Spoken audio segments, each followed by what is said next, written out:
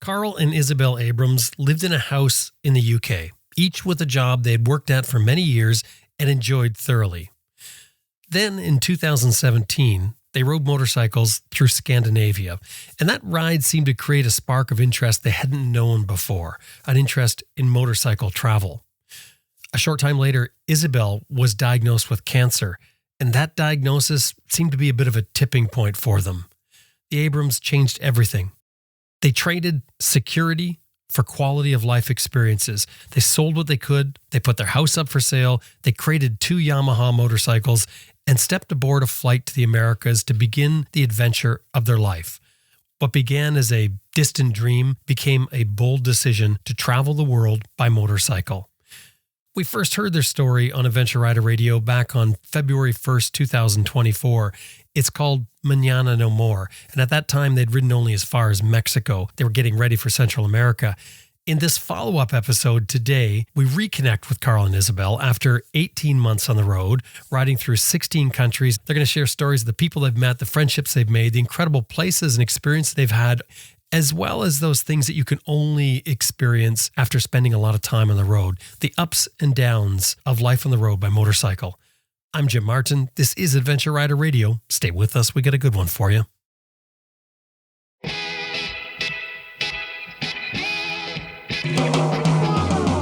Sam Manikin, Simon Pavey, Helge Pedersen, Charlie Bowman, Chris Birch, Elizabeth Martin, Jocelyn Snow, Quentin Smote, and you're listening to Adventure Rider Radio.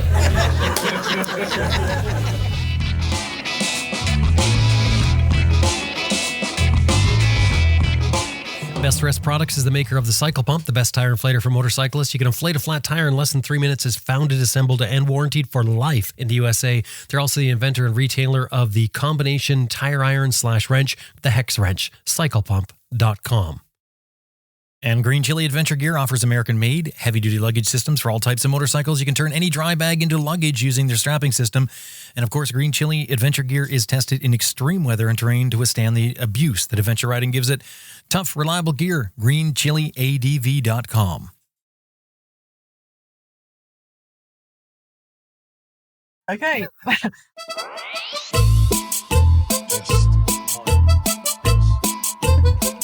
My name's Isabel Abrams. I'm from England.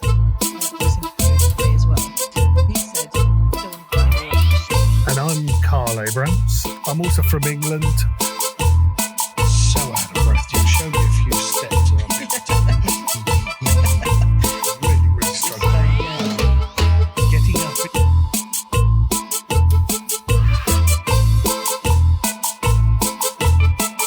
Isabel and Carl, welcome back to Adventure Rider Radio. Hello.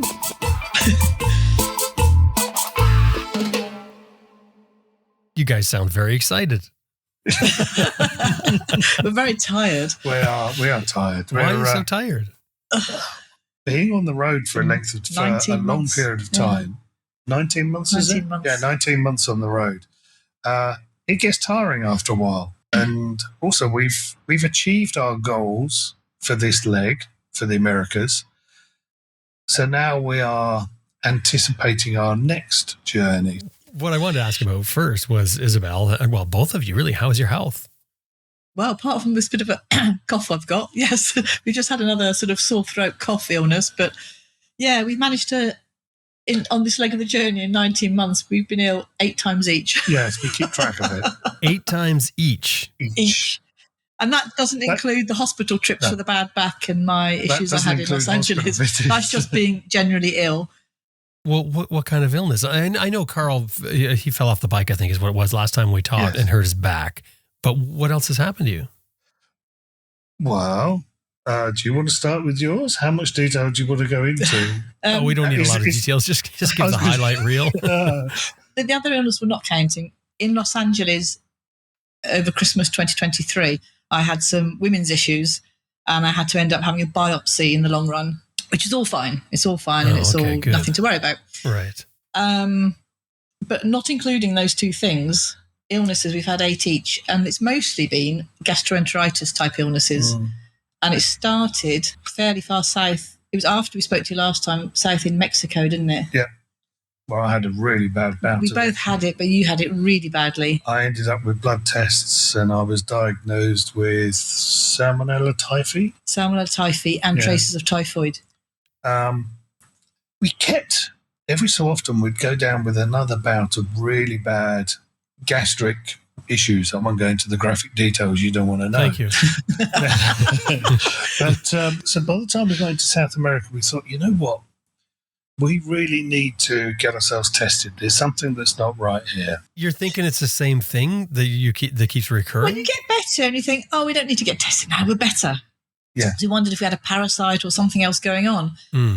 So it We're was- better now, we're fine. But literally 3 or 4 weeks later, it would happen again. And eventually we got to Peru. down near Ica in and Peru, and we thought, this is ridiculous. Turns out we've picked up a parasite which is fairly unique to Central and South America. So we ended up on some fairly oomphy antibiotics for a week. They were horrible.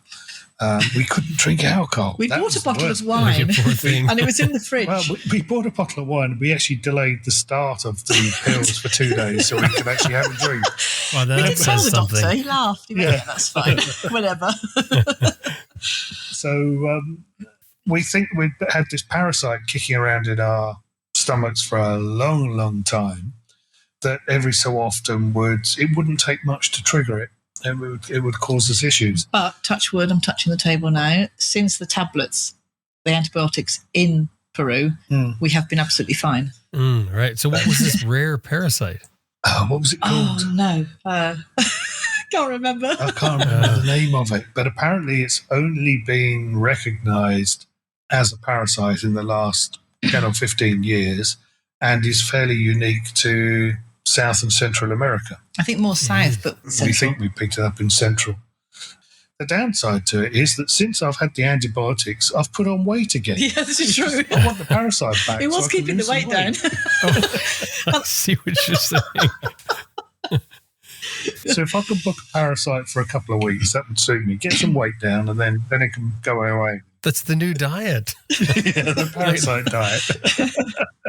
When we talked last time, you guys were in Mexico, I believe. Yes. Since then, you've made it all the way down to the bottom. You guys went on a cruise while you were on the bottom, I think. Yeah. But Yeah, anyway, exactly. We reached the end of the world and stepped off. so this trip down, what was it like, Mexico to the southern tip of South America? Well, absolutely Crazy. awesome. I Happy. look back on it and I struggle to remember much of it, which is why we do videos. But we've got the Instagram, we've got the videos, and they are for our memories. And it's interesting because when we do look back or we talk to people, stories come back to mind. Yep. And things that we've done. And it's incredible. It's really hard to process, actually. And It's we really hard. actually have a visitor's book. We carry it on us when we meet people. We just say to people, can you write something about you and about us in this book, date it? Where we met. We can look back on it and remember that encounter. Nice. It's great looking back. The one rule that we do have is we never read what they've written until we've parted. So they can write whatever they like. And we've got writing in Chinese, in Spanish, in Dutch. All We've got all different- and you sorts can of. write any language. Google Translate is fantastic for letting us know what they said. So with Google Translate, are you taking a picture of that for Translate or are you typing it in? No, we just Just a scan picture, it. Yeah. just to scan it. Yeah. But the story reason why we've got some Chinese writing in there is quite a funny story because that's our Antarctica trip. So we booked this last minute cruise. I thought, oh, that looks a really good one, and the ship's got a helicopter, and it'll all be fancy. And it was very fancy. It was eye-wateringly expensive for us, but we got a very, very good deal. We didn't pay anything like what the other guests did. But anyway, we'd met Evan on the road further up between Chile and Argentina. Right about chili chicken. He was due to go out on a sailboat going down to the Antarctic. I mean, we took the easy route. He took it rough. We met him on the dock front, and we were sitting around there just chilling time and chatting to Evan. And these Chinese people started turning up on the dock front, and they were taking photos. Doing the TikTok and doing all routines, the weren't they? TikTok stuff, all the TikTok poses. And Evan just laughed, and he was saying, wouldn't it be funny if your ship was full of these TikTok people? And we just laughed and joked about it. We then went to get on the coach. We sat on the coach, and we realised that out of 191 guests, there were 89 guests that spoke Mandarin. We were the only two that didn't. 189. So somehow we managed to get ourselves onto a Chinese charter. But when we knew that it was a Chinese charter, but to us, we just thought, oh, it's a Chinese ship. We didn't think that everyone else that was flying in from China. That wasn't the problem. We reached the ship, we got off the coach, and the expedition staff were all lined up to greet everybody. And they're all English speaking, the Europeans, and from all over the world, but they all speak English. And they Jake, the expedition leader, said, well, you two must be the Brits. We thought, how do you know? and he said, do you speak Mandarin? Well, no. And he said, okay. And you could see in his face, he thought, we've got some work to do overnight here, because everything had been translated to Mandarin, all the notices, all the menus, everything. And now we didn't understand any of it. And actually from then on, we became accidental VIPs. We had our own personal tannoy messages, our own personal menus. We were really well looked after. Yeah. The team and that ship really pulled out the stops for us. And actually, being on a ship full of Chinese at Chinese New Year was a fantastic experience. Our whole trip, our whole journey through the Americas has been about experiencing different cultures. Well, we accidentally fell onto a ship where we had an insight into the Chinese culture. And it was really good. It was good. It was really, really good. So would we do it again? Yes. I think we would. Even if it was a Chinese charter ship. Yeah, yes, we would. It was great. Did you learn any TikTok routines? Yes, but trust me, you don't want to be trying to do those, Jim. We're fluent in Mandarin now, aren't we? Yeah. Yeah, we know 2 words. Ni hao. And shishay. Yes. Ni hao. That's hello. And shishay's thank you. Oh, that's interesting. Well, okay, so I want to talk about this trip, though, the coming down here to go on your cruise. Yeah. So now that you've finished it, was it a motorcycle trip, or was it just a trip with a motorcycle or motorcycles to transport you? It's a motorcycle trip. Motorcycle trip, I would say. We tried to avoid the main roads as much as we could. Now, we're not gnarly off-roaders, far from it. We're also so old that we fear about falling off and breaking things, us. But the bikes took us to places that you couldn't get to any other way, other than a push bike, actually, funny enough. Let me tell you a story. It's really quite demoralizing. We were in Peru. We decided to do this loop that would take us up to nearly 5,000 meters. The first part of the trip was on a rough road that minibuses were using to get people up to a glacier. What was the name of the glacier? Pastoruri. So we get up to the glacier. We then took the road that was effectively closed. And all the buses go back down the same way. Yeah. So we then went on a different route. There'd been landslides. There had been other vehicles before us that had gone over the landslide. So we weren't trailblazing as such, but you had to have at least a 4-wheel drive off-road vehicle to get through there, or a bike. For about an hour and a half, we were riding along at just under 5,000 meters, and the views were astonishing. Right, it was like glaciers. We had rainbow mountains all over the place. And geology was incredible. We felt like motorcycle gods were on top of the world. And we came around this corner, and there's this cyclist. So we stopped to say hello, and she was Scottish. She was older than us, but she was up there on a push bike. To give you an idea as to how gnarly she was, I said to her, well, do you need anything? Do you need any water? And she said, no, I'm okay. She said, I've got 3 kilos. So she measures her water in weight. So you can tell she was a seasoned cyclist. That brought us down a peg or two. So I thought I was doing really well till that moment. That's always disappointing. So what other highlights? What other stories do you find yourself telling about your trip so far? Well, My story. We were in Mexico still, near, was it Oaxaca? So we were just riding Yes, it up was this. Oaxaca. Yeah, we were riding up this fantastic road in South Mexico, and we saw a BMW parked in a car park. So we pulled in, and we said hi to Eduardo and his wife. I'm useless with names. Anyway, we met Eduardo and his wife, and they are Mexicans. They live in the Yucatan, and they were out on their own trip. And he sort of gave us his details and said, if you need anything and you happen to be down in Merida way, then look us up. 15, 20 minutes tops, quick chat, and off they went in the opposite direction, and we kept going. And then I needed some brake pads for the bikes. So I dropped Eduardo a line, said, can we have some brake pads? Can you get some? I said, yeah, of course we can. Yeah, come on down. So anyway, we arranged to go to Merida, and it happened to be the Easter weekend. And so we're there, and we met them the first night, which was really nice. And anyway, conversation started going around. Turns out he has his own diving school. He's a diving instructor and runs his own adventure tours. Conversation went, Izzy said that she was a trained diver in the past life. Years ago, 30 odd years ago. Yeah.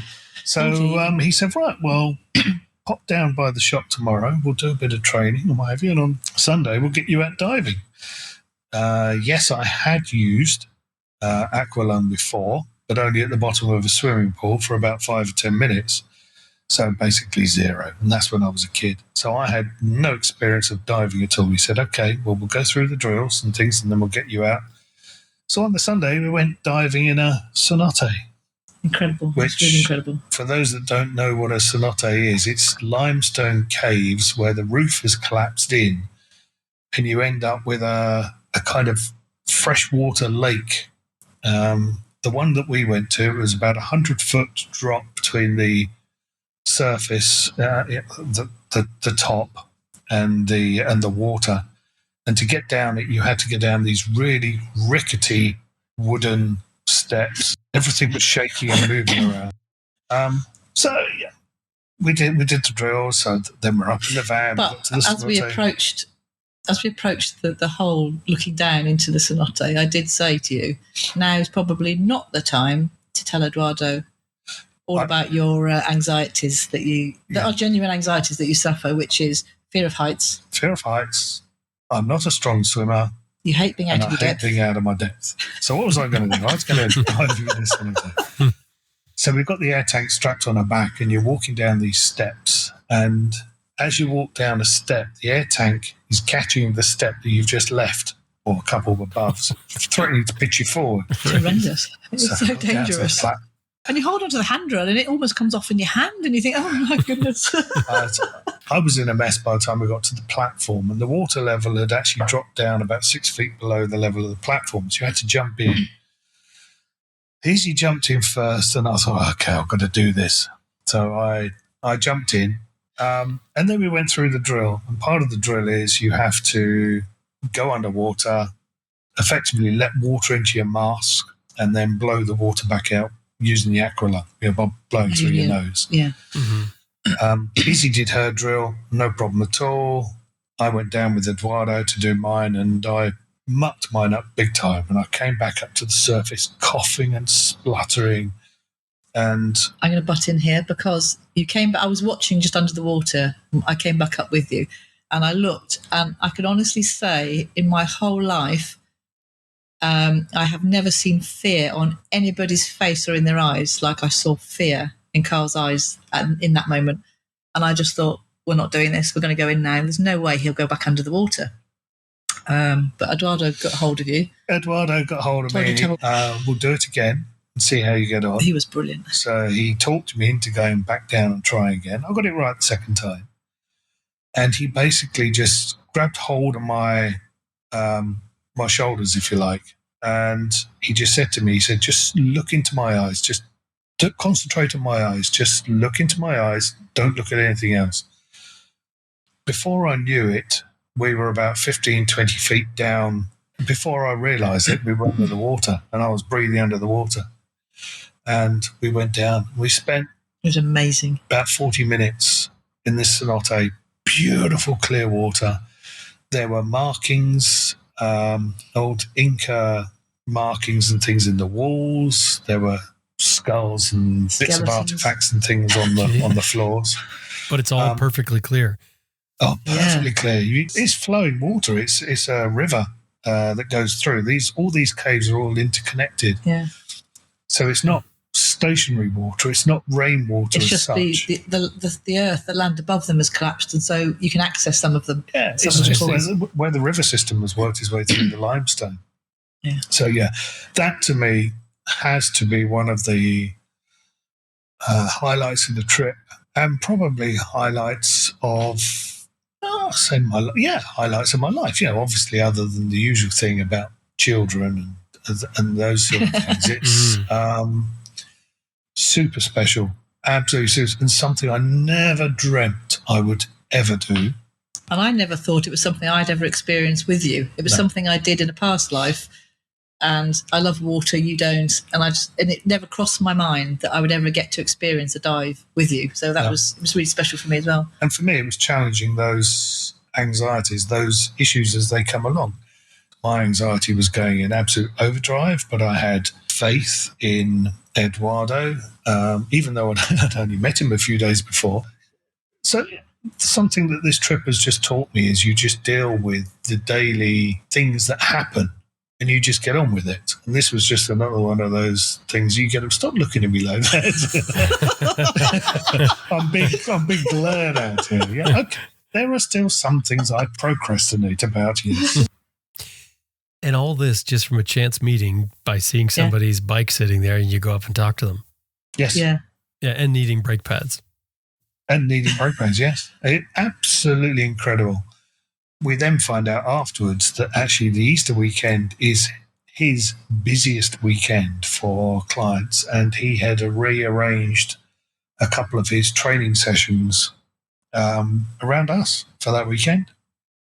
It was just absolutely astonishing. We had a day out with them. It was just absolutely incredible. Absolutely astonishing.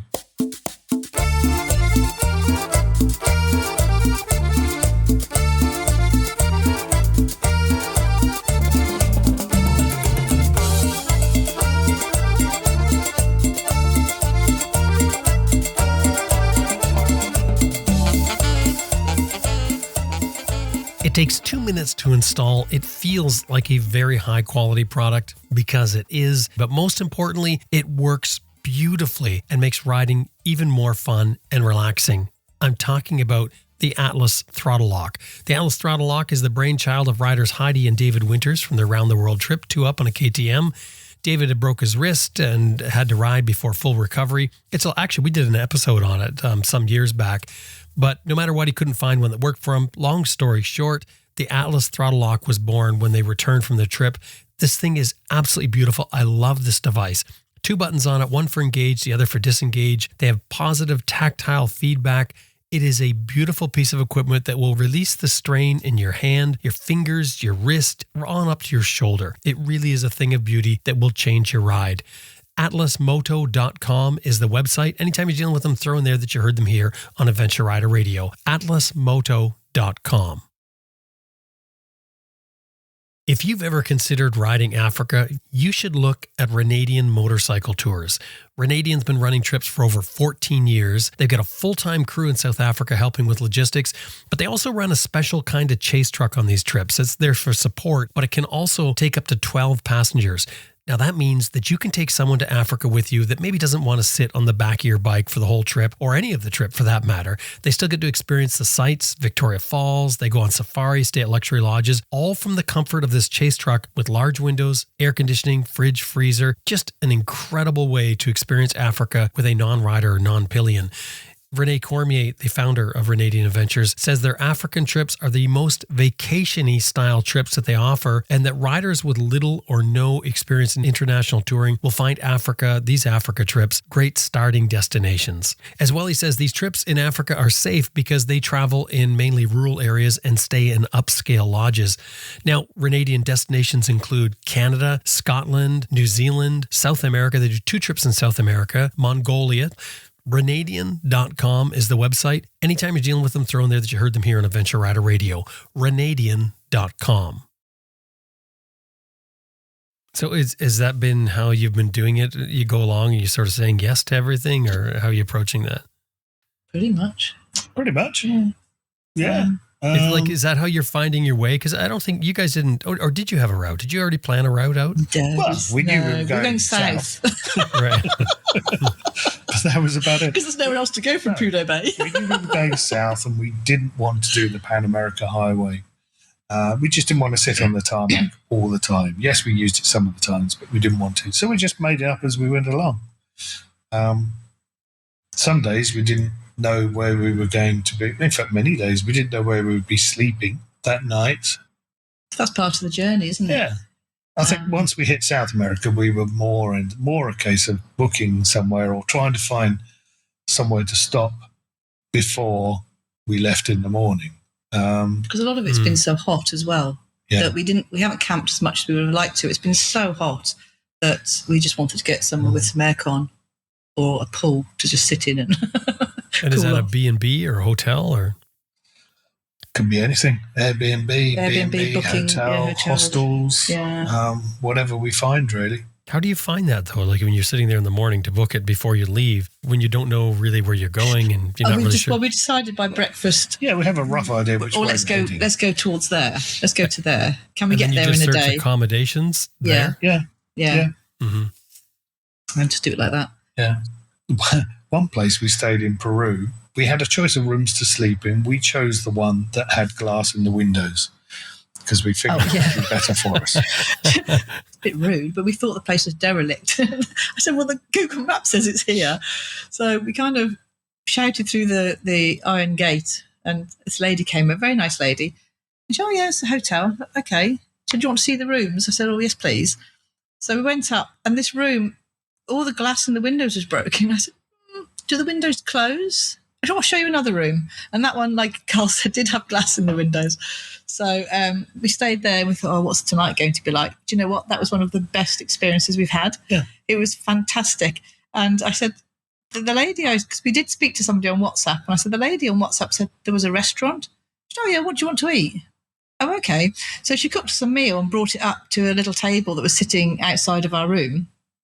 And her daughter was the one from then on that actually dealt with us. And the daughter was maybe 13, 14, something like that. And she didn't speak English. And so we were sort of speaking our pidgin Spanish and sort of managing to communicate. And she was lovely. She dealt with our payment. She dealt with serving the food. And the next day she said, oh, I want to travel. I've got a dream about traveling. I go to school up the road. And I said, well, never lose that dream. You know, and she sat on the motorbikes, and I said, whatever form it takes, you can do it. Now, whether that be is she just travels down the road somewhere, or she goes away for days or months, or, you know, I said, always hold on to a dream. You know, you've got to have something to look forward to focus on. Yeah, it was really lovely. It was one of the best nights, I think. It was. And also there was, I mean, Peru is on a different level when it comes to the road and the landscapes. Oh, it's just incredible. People. Oh, it's got everything. Get off the main road. Yeah. You get into northern Peru and it's you've got to try and switch your head off to rubbish. Peru has a real rubbish problem. But once you can get your head around that and get off the main road, get out of the desert area in Peru and head up into the mountains, it is just on a totally different level. Yeah, you're riding along, you're eye level with glaciers, you're coming around a corner and you've got people taking goats and... So you ride for an hour and a half and you haven't seen any form of habitation or any people, and suddenly there's a man walking some cows or goats or llamas, and you think, well, where do you live? Because we've been riding for an hour and a half and haven't seen anything, and he's walking. It's another life. It's absolutely incredible. And it's the altitude as well. You know, it's the bikes performed brilliantly at altitude, so we didn't have any problem with that. But we weren't performing quite so well. Just out of breath? Yeah, we were just out of breath. It was... The first time at altitude was in Ecuador at Quilatoa, at the Lake Quilatoa crater up there. And we found it was our first prolonged period at altitude. And we were waking up almost every hour in the night with our bodies just doing a huge intake of air. Because obviously when you're sleeping, I guess you breathe much more shallowly. So you're waking up like you're panicking for breath, sort of. No, your body's just going... You just kind of wake up. Your body's just having a deep breath. And then you go back to sleep again. It's almost like it's saying, you've been breathing too shallow for too long. I now need a big intake of air. And then you go back to sleep. And then it happens again in about an hour. It was really odd. When we got into Peru, we were spending... We were up and down all the time, weren't we? Yeah, but I think there was about a week or so where we had sustained height of about 4,000 metres. Did you find you got used to the elevation after you were there for a while? Yeah. Yes, you do. Yeah. The sleep got better. The activity during the day got better. We would still get so out of breath. Show me a few steps and I'd be at the top. Really, really struggling. It's strange, yeah. Getting up into Peru, up into the altitudes, up into the Andes, you see people, cultures, and the landscapes are just mind-blowing. But the people are also so relaxed, because another highlight place in Peru for me as well. You'd said, I don't want to do any more off-road for a few days. I've had enough of the off-roads. I said, okay, I've got a really good route here. We'll do this. Promises me tarmac. So we set off, and after about half an hour, the tarmac finished. And we're on off-road. And then we started climbing. And it gets narrower and narrower. I said, it's just up here. And about 2 hours later, the last bit up a really gnarly road, really steep. Oh, my goodness. If a minibus comes down here, we've had it, There's nowhere to pass. Anyway, we got into the village. Let alone a minibus, a car. A car even, yeah. But we got onto the top of this little pinnacle almost, with this little village on top. And it was all misty and eerie when the sun set. But we got to the hotel, and we've managed to do everything slightly off-season. We got up there, I said, well, the hotel said it's not open. Why is the hotel not open? Again, I'd had a conversation on WhatsApp with somebody. The hotel's not open. And we were just sort of standing there, and this lady and I presume a daughter, maybe, I don't know, walked past. And she said, oh, do you want the key? I said, oh, yes, please. Bear in mind, she was speaking Spanish. She was speaking Spanish, yeah. Pidgin Spanish. And I said, oh, yes, please. So she disappeared. Okay. About 10 minutes later, she came back. And again, it was her cousin owned the property, but her cousin lived like in Lima or somewhere. Lima. And she was running the property, but hadn't bothered to tell her somebody was coming. She let us in. We were the only people in the hotel, which was fine. And again, I said, well, it said there was a restaurant, but, she said, well, you won't find, there's nothing in the village. I think there's one shop we found who sold engine oil. And a bag of crisps. A potato. And it was a very odd shop. But so she said, well, you can either cook for yourself out here where the bikes are in her sort of secure yard. She said, if you come over at 6 o'clock, I'll cook you some dinner. Oh, okay. Well, yeah, cook us some dinner. So that was fine. So we knocked on her back door at 6 o'clock, and she invited us in. We heard a male voice, assuming it's her husband, I don't know, who we knocked on the door. We heard him mutter something, and when we went inside, he was nowhere in sight. He'd obviously been kicked out to a different room. We had the living room for that. Yeah, so we sat at the dining table, and she got to a nice meal, and she sort of chatted to us while we ate, and it was absolutely lovely. And it's those experiences, I think, that stay with you. You said about the garbage. You said you have to get used to the garbage. Talk about that. Peru, it's such a shame. It's when you hit the main roads through towns. Yeah, Peru is, at least when you go through Mexico, the rubbish tends to be accumulated in one spot. So the villages and the towns, they tend to take their rubbish out and dump it out in the country somewhere half a mile from the village. In Peru, it's just everywhere. They don't have any facilities for dealing with rubbish. Everything is sold in the shops. Everything's sold in individual small plastic bags or containers. People in the UK, as I'm sure you do, Jim, you'd go to the shops and you'd buy washing powder for a month in a big container, something like that. Yeah, you get your big box of washing powder and you take it home.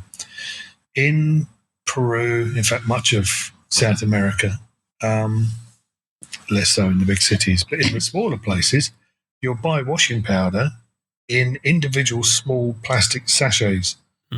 It's just as a single use. Now, that plastic sachet then has to go somewhere. Well, they don't really have rubbish bins. They don't have any rubbish collection. It tends to just get thrown away. The number of times we'd be following vehicles and they would just be throwing rubbish out the windows. It's not, and there's no, I don't care about the environment. There is just... It's just what happens. It's just what happens. It's what they've always done. And we went into Peru from Ecuador on the Pan American Highway. Yeah. And the north of Peru is desert. And you're on this big road in the desert and it's just lined for miles down each side with rubbish. Yeah. Piles of rubbish. It is a shame. It is a shame. It's going to be a huge task for Peru to deal with their rubbish problems. Other countries in Central and South America, yes, you see rubbish, but Peru stands out as being one that is really bad. And I don't blame the people for it. They just haven't got the infrastructure to deal with it, and everything is sold to them in plastic. Plastic is so much easier for manufacturers to use. It protects the product. It's cheap to make. I think they are starting to change though, because we have seen some places signs saying please don't throw rubbish and that kind of thing. So there is conscious thought is there now. But that's if you start. That's if you get into the bigger towns and the bigger cities. Yeah. It'll take a while. That's what I was going to ask you. I was going to say, do you think they're aware of it? Do you get any sense that they're aware of it? And obviously they are if they're doing that. 50-50, I think, depends on where you are. Yeah, I think it depends where you are. What other stories stand out to you on your trip down? Well, you got to mention the dogs. Only because, again, crikey, I sound like I'm an emotional wreck full of anxiety. Yeah. The dogs in Peru, we were warned about dogs. In other countries, we've had the odd dog chase us on the bikes or run after you. It's not been too bad. It's been one every now and again. And we get to Peru and it's like a lot. It happens a lot. But it doesn't happen with wild dogs. It happens with dogs that have had interactions with humans. And humans are taking these dogs in. They don't particularly look after them. And as the owner of this particular hotel said, his neighbours, they don't even feed them. So you ride down the road. They can hear you coming from about a mile away. And we had a run of about maybe 1.5 kilometres, 2 kilometres down this dirt track to the hotel. Track to lead to the hotel. And there were about 3 packs of dogs down there. And they were big dogs, kind of big Labrador / Alsatian size. And they would come hurtling out of these gates. Yeah, as you're riding down the dirt track, choosing which rut to sit in, to ride in, you could see the dogs running across the fields, coming towards the road to sort of intercept us. So they could hear us and they were running after us. And some of these dogs, there was one collie type of dog, was it? It was a bit of a collie dog. I'm not sure what it was, but it was chasing, because I usually ride behind and they usually go after you first. And it was by your foot trying to bite you for ages and ages and ages. And you were going at about 35, 40 Ks an hour and it was keeping up with you. Yeah. But we'd stayed at this place for a couple of nights, and the last night I didn't get much sleep because in my head I had visions of these dogs grabbing hold of me, causing an accident, and then eating you thrown alive into a tree. You were going to die. I was going to die, basically, yeah. So I didn't get a very good night's sleep, and all I wanted to do was get down this and get past these dogs on the way out. Which, of course, we did. It was all a bit of a nothing. Did you get the sense that if you stopped, they would actually attack you? Well, we haven't had the nerve to try it yet, but we did meet some cyclists up on one of these glaciers when we thought we were hardy adventurers. And I said to her, well, what do you do about dogs? She said, oh, we just stop, stare them out. And she had a spare little water bottle that she sprayed at them and they ran away. And other people have said, if you stop, they will stop. Yeah, but then other people have said, oh, I stopped and it bit me. So most of the dogs, all they're interested in is just the chase. So if you slow down and stop, then they tend to stop. But right. We haven't had the nerve to try it. But No. Yeah. Well, it is risky, and of course, what's the point if you can ride away? Why bother doing it, right? Yeah. But then there's other times you come across some of these stray dogs in the park. They can be anywhere. Actually, they can even be on the top of the mountain. They'll come and find you, and some of them are so cute. They really are very friendly. If you're sitting there having something to eat, they don't pester you. They'll sit there. They'll make sure that they're just in your eyesight, but they're well and truly out of the way, and they will wait. And they're quiet, and they're respectful. And you will end up giving them something. I think they've learnt that, haven't they? Tidbit or something. They've learnt how to interact with travellers, with people as they pass through. Some of them are so cute. Sometimes it's heart-wrenching to have to ride away. Well, we met a couple, didn't we, in Ica, travelling in a camper. And they had a dog themselves, and then they adopted another one from Ecuador. It was on the side of the road and kind of slept under their van that night. And they thought, so they adopted it. And their attitude is, well, the dog chose them to have. They let the dog down. Which we were no good at van life. We'd end up with a whole pack, wouldn't we? Yeah. What else stands out for you guys? What place stands out, like as far as the motorcycle itself goes, as far as being a real motorcycle destination or experience? Colombia. Colombia is. We got to Panama and we arranged the flights to get the bikes from Panama into Bogota, and we were heading then into South America, heading down to Ushuaia. We saw Colombia as being purely just a transit country. There's nothing really much to see. We didn't know anything about Colombia. That's because we don't do any research. No, we don't. We're terrible for that. We just turn up and then see what's there. So we didn't plan on anything in Colombia other than just getting through. And we felt we needed to speed up a little bit. Yeah, we felt a little bit under pressure. But we ended up spending almost 3 months in Colombia. We had to get out in the end because our visa was starting to get to the time when it would run out. Going round in circles. Colombia, for me, is a biking culture.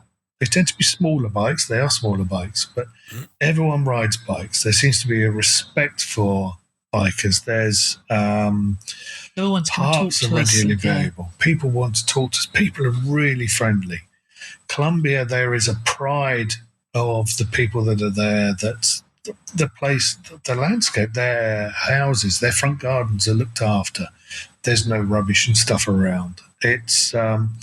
It was a really, really nice place to be. And it's one of those countries that we could see ourselves actually living in. And the food, such an abundance of fruit. It was incredible. Colombia was wonderful. Yeah. But Colombia is, as a biking place, is a great place. It's not as extreme as Peru is with its high mountain tops, but it has so much to offer for motorcycling. You have plenty of tarmac if you want tarmac. There's plenty of dirt if you want dirt. It's got deserts. It's got mountains. It's got warm weather. It's dry. It can be wet. It's got everything. It's got unsafe places. We went to the Tatacoa Desert, and then we went from there to La Plata.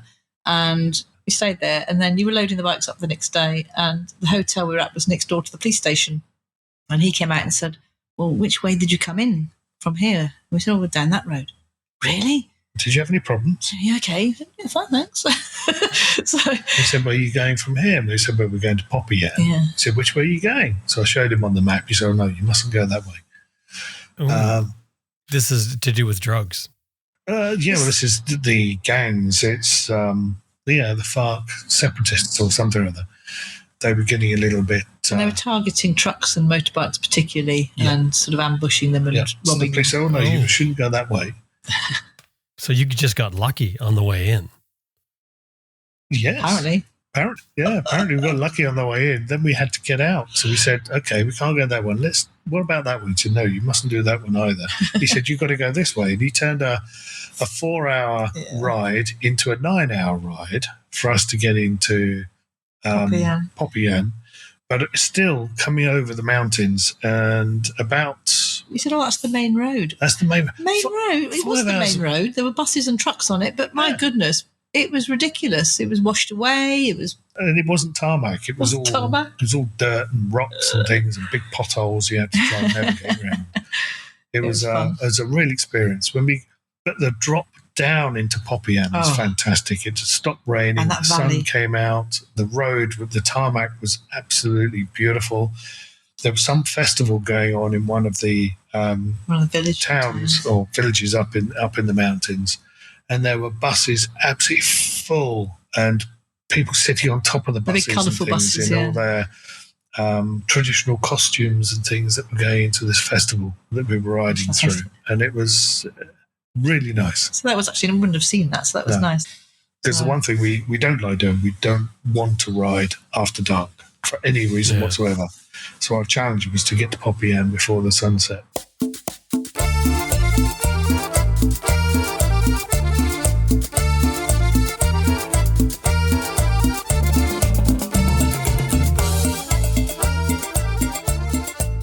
As a motorcyclist, you're going to love this new video that Revzilla has out. It's called We Built a Vintage Race Bike in a School Bus. Revzilla is great at producing these videos for all of us riders to not only enjoy but learn from. But this movie really, We Built a Vintage Race Bike in a School Bus, is a fantastic movie, and I don't think the title does it justice. It's a Hollywood-style movie. I mean, it's done in that quality. It has all the drama build-up of a multi-million-dollar script in my mind, but it's true. It's a real story. It's a motorcycle story, a story about life and meaning. And I'm not into motorcycle racing, but this movie had me on the edge of my seat, stressing with the rider and feeling the incredible rush through what was happening. I think it's a must-see for all motorcyclists. Again, it's called We Built a Vintage Race Bike in a School Bus. It's on the YouTube channel for Revzilla. Watch 15 minutes of it, and I guarantee you will not be able to shut this off. Search YouTube for Revzilla's channel, We Built a Vintage Race Bike in a School Bus. You probably have significant moments riding your motorcycle that stand out, like first times, I mean. Like I remember the first time I rode a real motorcycle. I can still remember the wind, the crisp air of that cool morning, the incredible feeling of freedom. I mean, I could go on. And I'm not all that surprised that I have that memory imprinted in my brain because it's the first ride and we all know what motorcycles do for us. But another memory I have that's just as sharp as that one of my first ride, it's the first day I rode with my IMS Products foot pegs. I'm not making this up. That memory was unexpected because I installed them and sort of forgot about them. And I didn't expect all that much from them, to be honest. But when I got ready and got on the bike, the moment I stood on those pegs the first time as I rode down my sort of a slippery dirt driveway, I was blindsided by the difference those IMS product foot pegs made over my stock ones, which I thought were just fine. Suddenly I was able to do more and I had more confidence because it felt like my feet were connected. I felt like I had extra leverage, skid steering, rock hills. It was a game changer. Do yourself a favor, switch to IMS Products foot pegs. They have a full line of adventure motorcycle foot pegs, cast certified 17.4 stainless steel, made in the USA, and warranted for life. IMSproducts.com is the website. Anytime you're dealing with them, throw in there that you heard them here on Adventure Rider Radio. IMSproducts.com. Well, I wanted to ask about you selling the house because you're on the road. What was that like to sell the house? Because that was a big thing. I know you guys, when we talked about it last time, was something you felt you had to do to help finance the trip, etc. You're on the road. You've been on the road for quite a while at that point. What did that feel like? Did it feel great? Did it feel worrisome? What was it? What was the feeling? It was a relief. Initially it was a relief, and I didn't realise the stress it was causing us until it sold. Suddenly my shoulder, they say that, but it literally, my shoulders were lighter.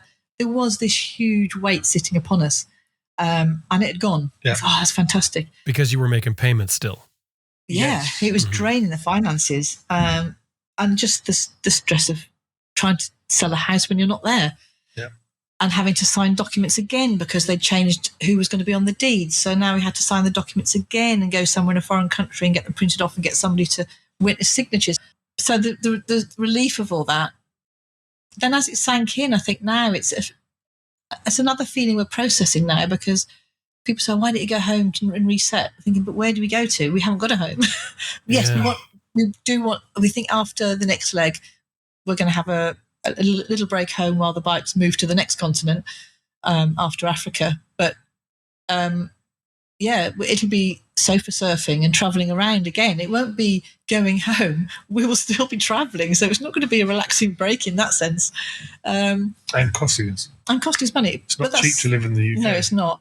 And obviously we're desperate to see all the family and things, and the grandchildren and the children. But yeah, so it is a strange feeling that, yes, we would be going home, but it's not home, if that makes sense. I don't know.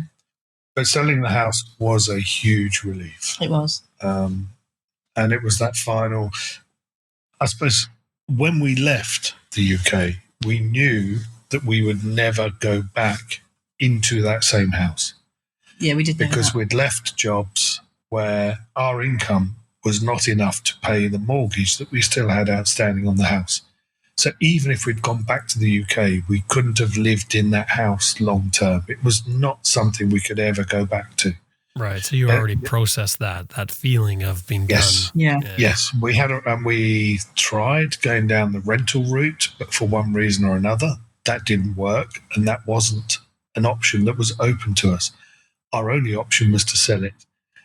It just took so long for us to sell it. And meanwhile, we were still paying the mortgage. And it was a simple sale. It should have gone through in 2 months. Standing order bills. You know, it's crazy. You spend something like £50 a month on electricity that you don't use. That's just a standing order. It's crazy. So it's all those things. That was such a relief. Yeah.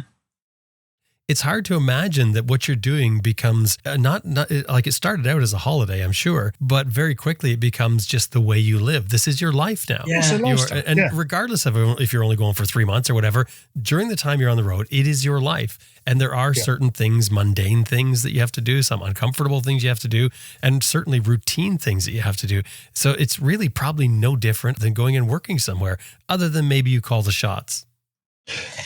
And to me, the big thing as well, when I was in the corporate world, I used to spend a large part of my time planning things for 6 months, 12 months, 2 years, 3 years, whatever it may be. Or at least that was what I was supposed to do. Don't look at me like that. Okay, that's what I was supposed to do. I wasn't very good at it. The big thing, the big change for us, I mean, Jim, you're right. Things happen. You still have to do things. But they tend to be things that happen today, it's the here that and need now. to be dealt with today. Yeah. Or our planning is no more than a couple of weeks ahead. We're planning at the moment because we're planning to get our bikes from here to Africa. So that's what we're having to do. So there's a little bit more planning that's involved in that. But generally, it's about dealing with issues on a day-to-day basis. And one thing I have learned, and I'm going to preempt the scowl you're going to give me because I'm still not great at it, but I am better. And that is when something goes wrong or something becomes a challenge, I will tend to deal with it now rather than put it off. I'm getting better at dealing with things now rather than putting it off. But people don't, like you say, Jim, they think we're on holiday. And I can see why they think we're on holiday. We are kind of on holiday. But it's absolutely, it's so tiring. It really is, being on the road all the time. And every day you're wondering where you're going to sleep, what are you going to eat, where are you going to find the food? And then you've got to do it all in a foreign language and not get understood properly. And just yesterday, I was ready to burst into tears. And I nearly did in the supermarket. We'd spent an hour and a half shopping, filling our trolley with things. We were here for 3 weeks in an apartment. We haven't had a problem anywhere else in 17 places, 17 countries, 17 countries. And we haven't had any other problem with this in Argentina. And there's a big notice up at the till saying it was fine. And we got there and they ask for ID sometimes. And we hand over our driving license because we don't generally carry our passports on us. In Argentina, they should ask for ID every time you present a card. It's part of their anti-card theft processes. They need to ID us if we're using the card, make sure that the card details come up as being our card. So and the likelihood of you stealing everybody's, the whole of somebody's set of cards is unusual. So now we don't walk around with our passports on us. No. We have photographs of our passport on our phone. So if we're stopped, but it's just one less thing for us to lose or have stolen from us. But we do have a photo driving license. Yeah, we have a photo card driving license. And that's always been sufficient for now, because what happens, particularly in Argentina, they have to put your identity number from your ID card into the till. The number on your driving license doesn't work because it's not the right number of numbers, but nor is the number on your passport because they've used that before now and it's the wrong number of digits. So quite often they'll just go 11111. Yeah. And other times they'll just put in the expiry date and random numbers. We did this. But it's always been done with the driving license. It's always been done with the driving license. And there's a big sign up at the till saying for non-residents, driving license or passport. So she scans all the shopping. I say, targeted to credit all fine. Got it all packed in the bags. Handed her my card. She said ID. So I gave her my driving license. She said, you can't use your driving license. Passport. So I'm desperately in my best Spanish trying to say, well, why? I said, but every other shop we've used the driving license. No, we can't use it. So she called the supervisor, who walked over as slow as she could possibly have done, as slowly as she could have done, not interested, and just said, got to be a passport. And I said, also I said, I've got a photograph of it on my phone, and it's obviously a photo of us with all the details of the passport. She said, no. It's obviously our passport. No, it has to be the original. And there was no trying to get around the situation. And I said, every other supermarket or place we've used a card in Argentina for the last 3 months has accepted a driving license. And she said, no, you've got to be a passport. So but what about the sign that said driver's license? We pointed that out to her. Pointed to the sign. She said, no, passport. But we found Argentina to be quite a challenge from their processes, the way that they go about some things. It could be because we've reached Ushuaia, we've finished our objective of getting from Alaska to Ushuaia, and now all we're doing now is planning to get out. So the long route back up the Route 3 has just been about but it's not so much that the systems aren't consistent. One day this is fine, the next day it isn't. What kind of? Give me an example. We use Booking.com quite a bit. And on Booking.com, we've got used to looking at the policies. Is it cash or is it card? And Izzy booked this one place, and it said that they would. You have to pay the property. So we thought, you pay the property. We thought, okay, cash or card. It wasn't clear, but we can do both. So booked it. The next thing Izzy does is she gets an email through the booking system that says that they need to take... In order to confirm the booking, they had to reconfirm it by taking a deposit. So I had to contact them on one of 2 WhatsApp numbers they gave me. So I sent a message to both the numbers and had no response for about 6 hours, 7 hours. So I messaged them on Booking as well through that, which is where the original message came from, and I had no response from that. So then I had to contact Booking and say, well, we need to book somewhere else because we need to know where we're going to stay tomorrow. And they're just not getting in touch. So Booking actually came back and said, okay, we'll contact them. They didn't reply to them either. And I said, well, I'm not paying for it because we're not staying there now. And they said, you didn't save your card details, so don't worry. They can't get any money from you. We said, okay, that's fine. So just things like that where it's different, but then they don't follow up on what they've said. And they make a process more difficult. It's okay, it's fine. There's no cancel. There's no... if you don't turn up, then you pay all of the booking. That's absolutely fine. We're used to that because we tend to book late. So any cancellation process, we're well out of time anyway. But in Argentina, they seem to introduce new processes like this WhatsApp payment, like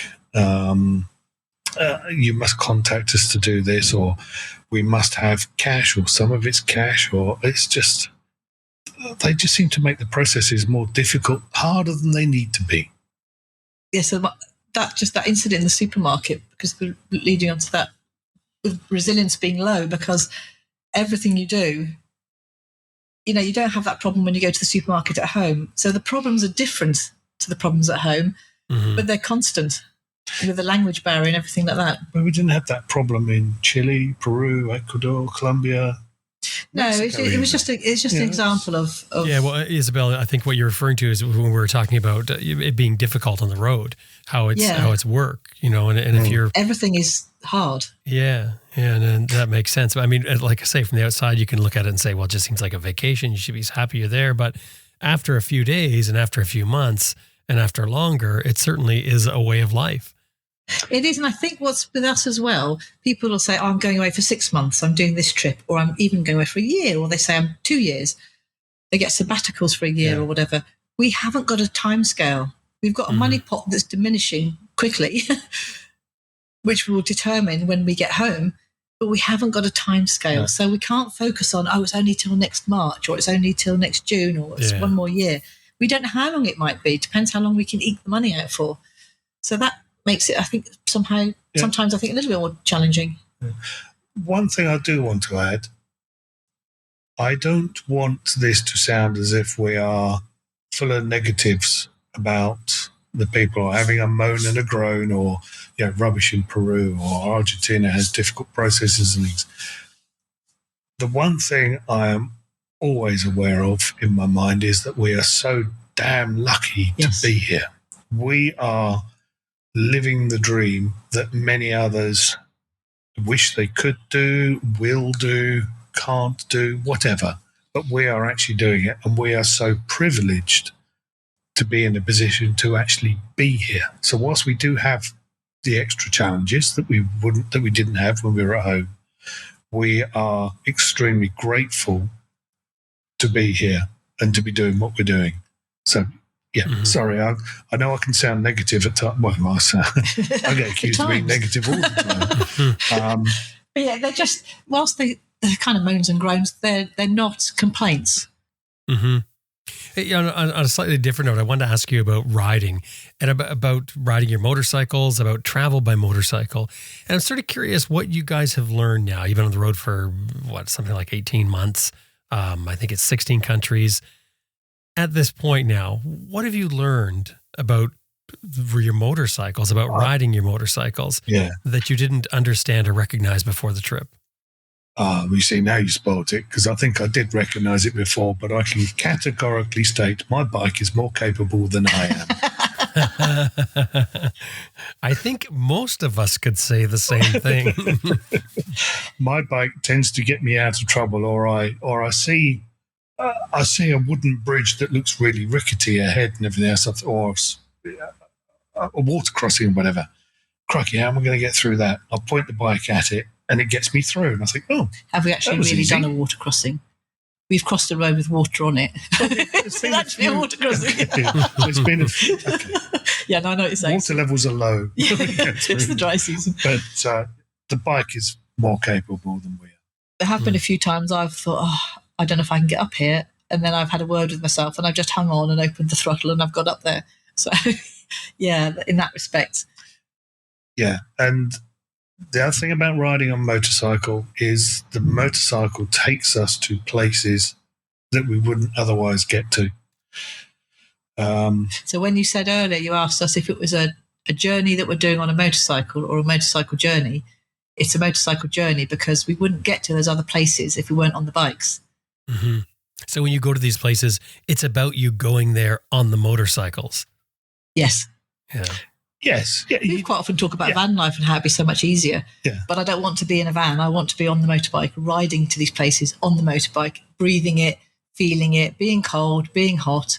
I don't like being hot, but being cold, being hot. I don't like being cold. You've got a heated jacket, just turn it up higher. But you must, like when you roll in somewhere and somebody has the van and they've got the doors open and they climb up onto their bunk or something, there has to be that little bit of jealousy there. No, not just a little bit. There is, but I wouldn't swap them. There is, but I still won't swap them. I get that. But you can certainly see the comforts. I mean, I can certainly see why people want to travel with a van. Yes. Oh, I can as well. Yeah. I really can. We have friends who are traveling on four wheels, and they will see a fantastic view and a lay-by, and they'll just park there for the night. Yeah. But I mean, we understand what they don't understand is that really the bike is better. They just don't quite get it. Yeah, no, of course it is. It's because there's that challenge of riding the bike in less than perfect environments that enables you at the end of the day to have a huge grin across your face as a sense of achievement. We did a lot of the Carretera Austral. We did a huge chunk of the Carretera Austral in Chile, and that was amazing. And we'd arrive wherever we were going each day, covered in dust, covered in dirt. Our faces were black. And it was absolutely fantastic. And you get into the shower and you're washing all that muck off and thinking, yeah, I did it. I came down that road and it was absolutely awesome. And we did the bad bit of Route 40. They called it Damned 73. The 73 kilometre section of of dirt, which has got about 10 kilometres of deep gravel, which is horrible. Which would be horrible on the best of days, but then throw in the Patagonian winds as well, and it becomes lethal. And that's not an over-exaggeration, apparently. And we don't know whether it's this year or this season, i.e. from last winter. Oh, that's only from December anyway. But yeah, okay, from December. But there's been 4 people on motorcycles that have died on the damned 73. Is that right? Yeah. And there have been numerous broken bones and injuries. Broken bones, had to fly home. Luckily, bikes and things. We didn't know this until after we'd done it. Luckily, we knew it was a bad stretch. Well, and we had luckily, I don't know. I mean, some of it could be good to know. Well, we knew about the road. Yeah, we knew about the road, and we knew we couldn't do it if it was really windy. And we did stay 2 nights in Gobernador Gregores to wait out a windstorm, and we found out, in fact, they had shut the road that day anyway. We checked even the wind. Big vehicles are getting blown over. Exactly. Yes. Yeah. And we checked the wind for that next day, and it was what they call a bit breezy, which to us is still catastrophic. But anyway, a bit breezy. We ought to go. And it was a kind of side wind, but it was mostly behind us on that stretch. So we thought, okay, we should be fine. And we stopped to fill up at the gas station on the way out. And there was a Polish guy there on his bike. And he was asking the lady, which is the best way to go? Because there is another way, which is twice the distance, about 120 or 30 kilometres. And he spoke to us, said, which way are you going? We said, we're doing this 73 section. And he said, I said, well, do you want to ride with us? Should we go together? And he said, do you mind? I said, no, safety in numbers and all that. I thought it wouldn't hurt us to have another body to help pick bikes up as well if we get blown off. And he was really pleased that we didn't stop. It was too windy for us to stop because the bikes would have been blown over. But we just went for it, and I had one hairy moment in that deep gravel. I was blown out of the rut, and I thought, I'm going over. And again, I just hung on. I was standing up. I hung on, trying to think how I was going to jump off if I thought I was going to fall. But again, it's where the bike pulled you back in. But the bike did it, and it pulled me back into. I got back into the rut, into the tire marks, and I was fine. And that was the only real incident we had. I also had this vision this memory in my head. We're on this 10-kilometre piece of the really deep gravel, and we're doing, I don't know, 40 kilometres an hour, I suppose. Desperately trying to fight with the wind to stay in the rut. Again, thinking we're Hardy Adventures doing really well. Hardy Adventures were actually doing this. And then Evan on his CRF 250 comes belting past us on top of the gravel, taking his hand off, waving at us as he goes by. I thought, yeah, okay. We met him at the garage at Tres Lagos, and I said, yeah, I wasn't waving back, but don't take that personally.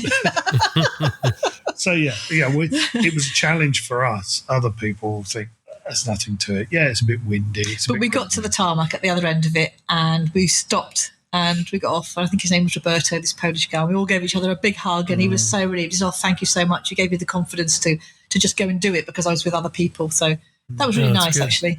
Yeah. We have since learned that there is a service that some of the locals provide. People do put their bikes on a trailer just to get through this one piece of road. It's got that much of a reputation that some people just don't want to ride. But actually, going back to the original question there of what have we learned on the bikes, I have learned that, I haven't learned it because I've always known it again, but I've always been told that I'm very capable on the bike, on road and off road, that I'm very capable. I just need to sort my head out and have the confidence to do it. And I've learned, I suppose, to have a word with myself, because I immediately go, I can't do it, and I panic. But just to not do that and think, okay, you can do it, just give it a go and do it how you feel comfortable. So that might be quite slowly, that might be faster. Sometimes I go faster than you on gravel because for me that feels more comfortable. Other times I'm much slower on a section. But I think I've learned that I've got to just, I am more capable than I believe I am. And I've just got to put that into practice, if that makes sense. Yeah, that's the thing with skills. We can learn a skill and, have the skill in our muscle memory even. But if you don't have the confidence in that skill, you won't be able to do it. And it can really mess you up. I mean, we all do this, right? You come into something and you have the skill to do it. Maybe you've done it before or something similar, and you choke because you second guess yourself. You lose your nerve. And then next thing you know, you find yourself in difficulty. And yeah, I mean, I think that makes a lot of sense. Yeah, actually, you're right there. If I don't think about it, if I just enjoy the scenery and just ride it, even if I get into a little bit of bother, if I just go into autopilot, I sort it out. The times I don't is when I've thought about it. Can I just add to that Izzy is a very capable rider. Her biggest challenge is her head sometimes. In me, I do not lose my rag, but maybe get a little bit sharp sometimes because I know that Izzy can do what is presented in front of us.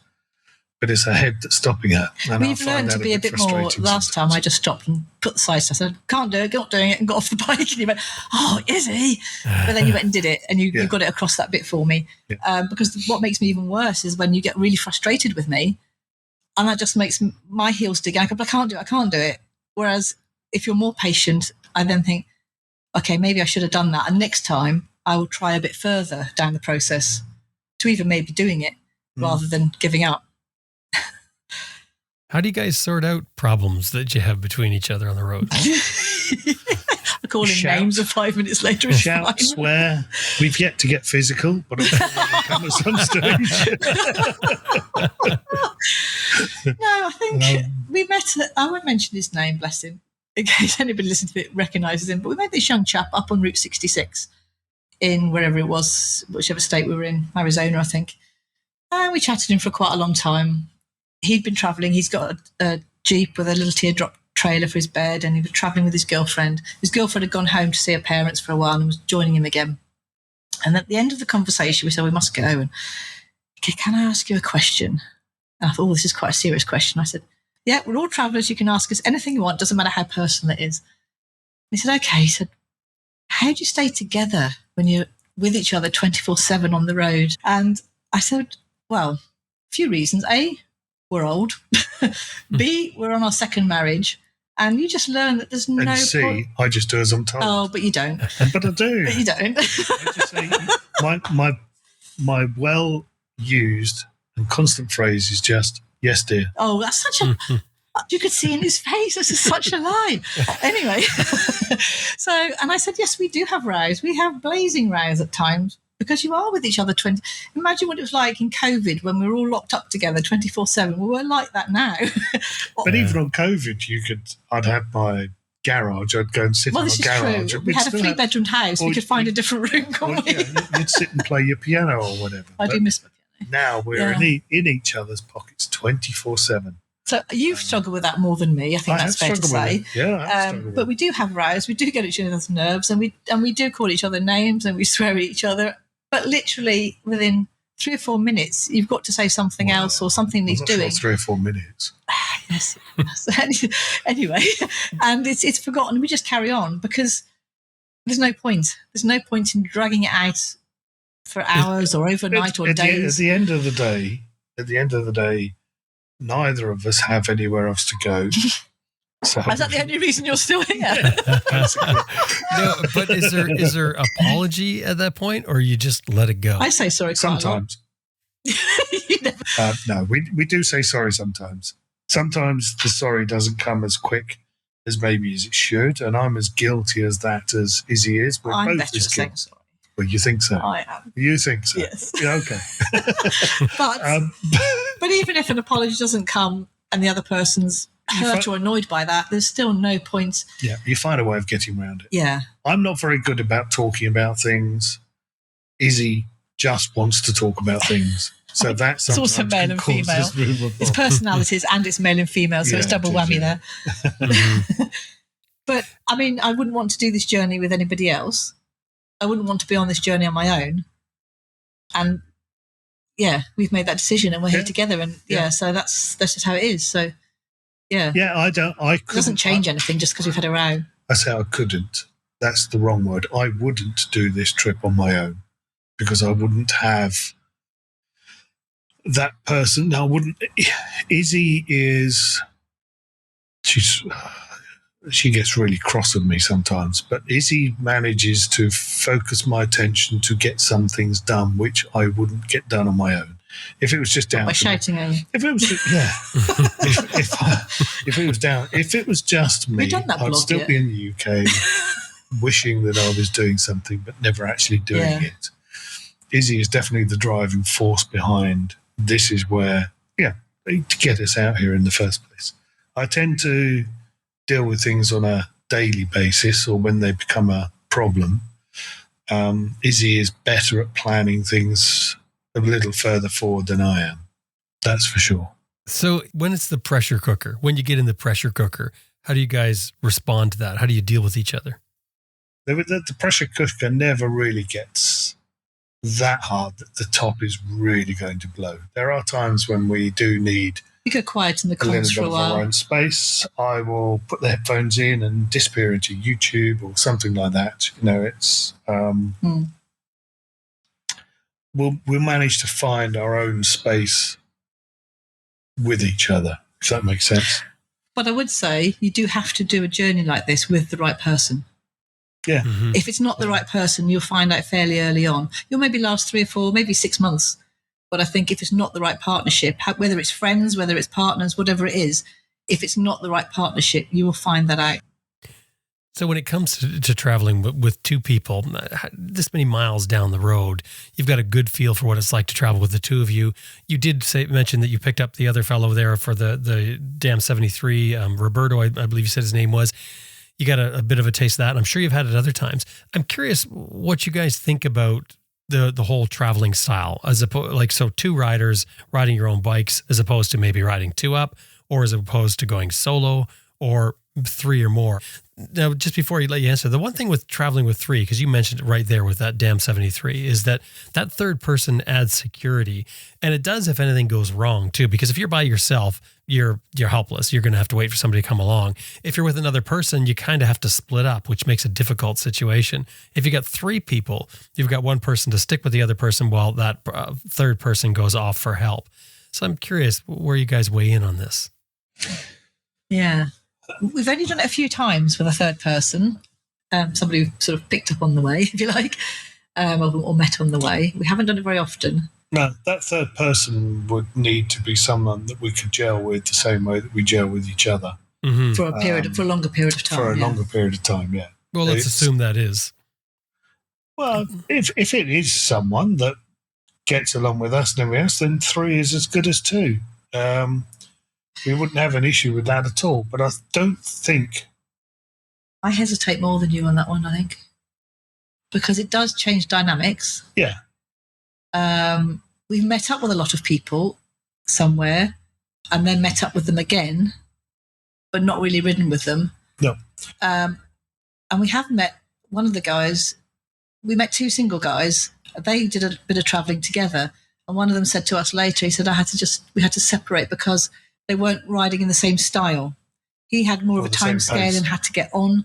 The other guy wanted to take his time, take more photos. And so they went their separate ways again.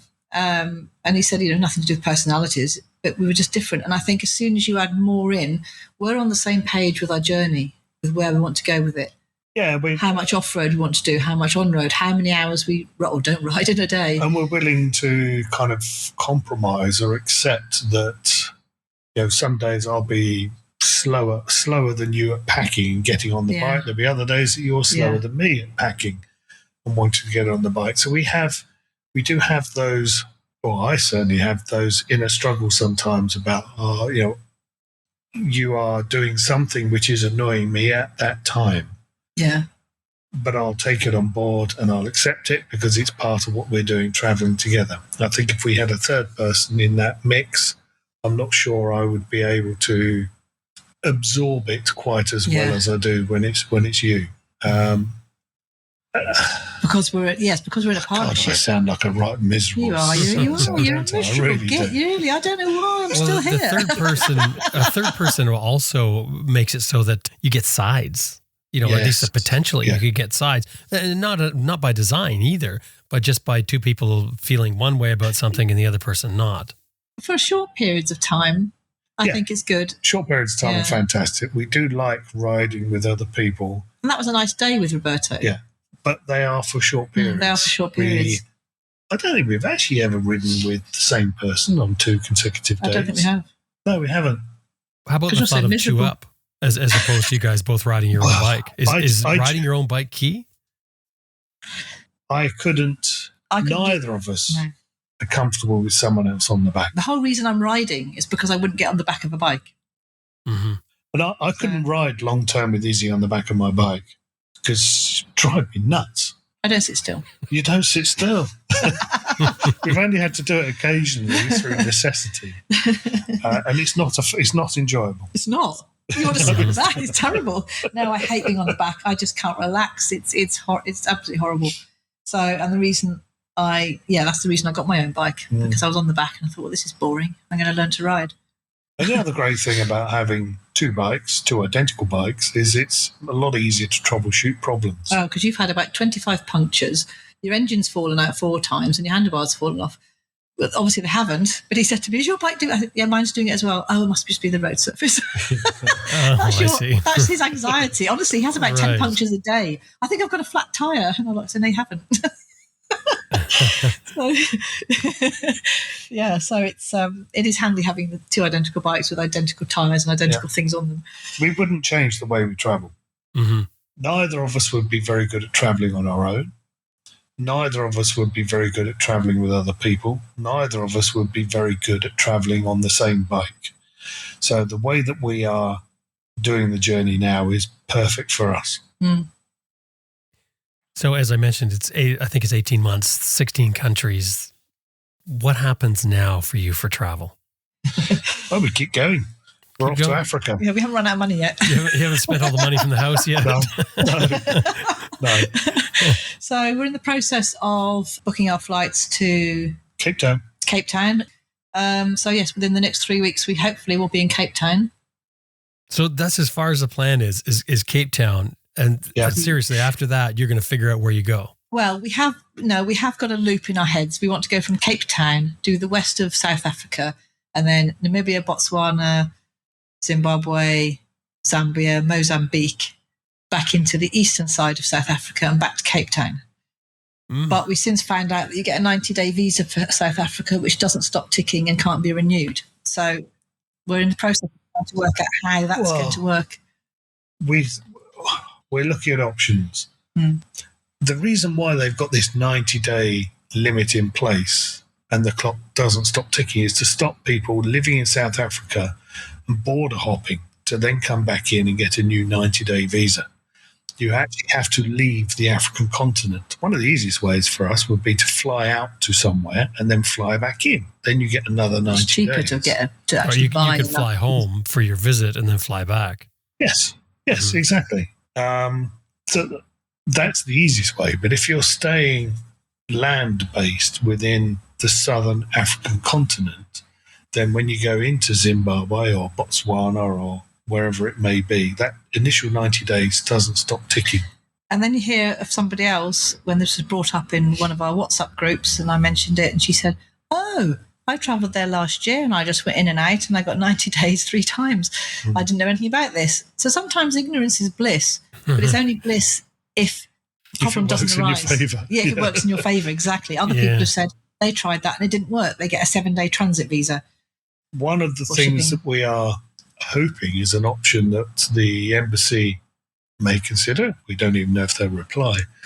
But there's one country, and I for the life of me, Zambia. If we go into Zambia, then we will have already been through another country to get to Zambia. So we're already into a third country. So on that basis, coming back into South Africa via another country. So we've had anecdotal evidence that somebody does that quite regularly and that works. But again, it's anecdotal. Yeah, because it's showing the border guard that you're not just border hopping to live in South Africa. Right. So I don't know. So that's the only thing we're trying to sort out at the moment. Other than that, we haven't really got. And I'm sure there'll be some of your listeners that are listening to this now and say, "But that's not right. I've done this. I've done that." There is a lot of grey areas and anecdotal evidence that we have to sort of try and work our way around and figure out. The official stance is they don't renew it. We may not be completely right. Can buy extra visa. We might do that. I don't know. We haven't worked that out yet. We've got a couple of weeks. Yeah, fine. So, and after Africa, after you do this loop, do you have a plan after that? No, after Cape Town, it's hopefully Australia, New Zealand. We're planning to maybe ship the bikes, as in by ship, which will take a bit longer, and that's when we're possibly going to come home and have a little break in the UK, see the family, the children, the grandchildren, things like that. So that's after we've done Africa, which we don't know whether that's going to be 2 months, 3 months, 6 months. We have no idea yet.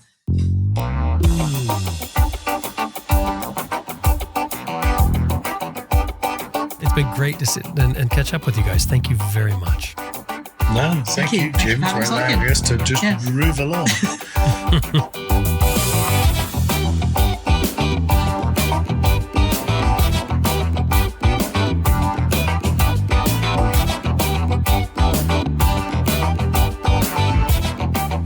That was Carl and Isabel Abrams, stopped in Buenos Aires preparing for the next leg of their ongoing journey as they get ready to head to Africa. They're on Instagram and YouTube. They're called Life 2 on Tour. That's Life and the number 2 on Tour. Of course, we have that link and some interesting photos from their adventure so far in the show notes for this episode on our website, adventureriderradio.com.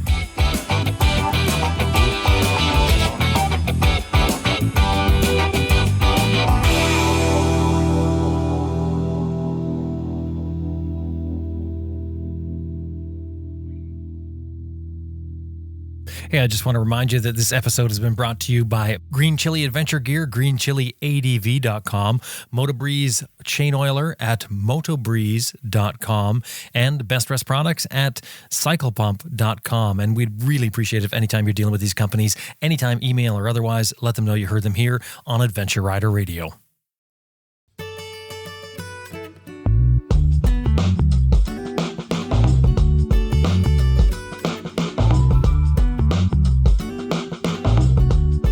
Wraps up another episode of Adventure Rider Radio, and we sure hope you enjoyed listening to it as much as we did making it. Special thanks to our producer, Elizabeth Martin, and of course you. Thank you very much for being a part of this by listening to the show.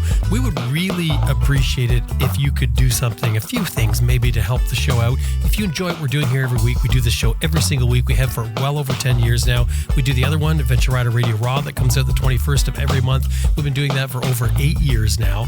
Never missed any of these shows. Now, what we would really appreciate is if you could do a couple of things. One would be to help spread the word. So that means give us a 5-star review wherever you find your podcast, on Facebook, basically everywhere, because that helps other people find the show. The other thing that you could do for us is consider supporting the show. AdventureRiderRadio.com and click on support.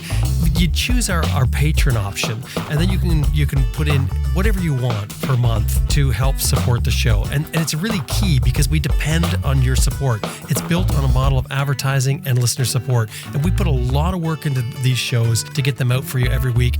We would really appreciate it if you could do those two things for us. Now, if you have an idea for a show or a topic or somebody you think that would make a great interview, we would love to hear from you. Drop by our website, AdventureRiderRadio.com, and click on one of the contact forms and submit your story idea. Anyway, time to get out there and ride your bike if you can. My name is Jim Martin. Thank you so much for listening, and I will talk to you next week.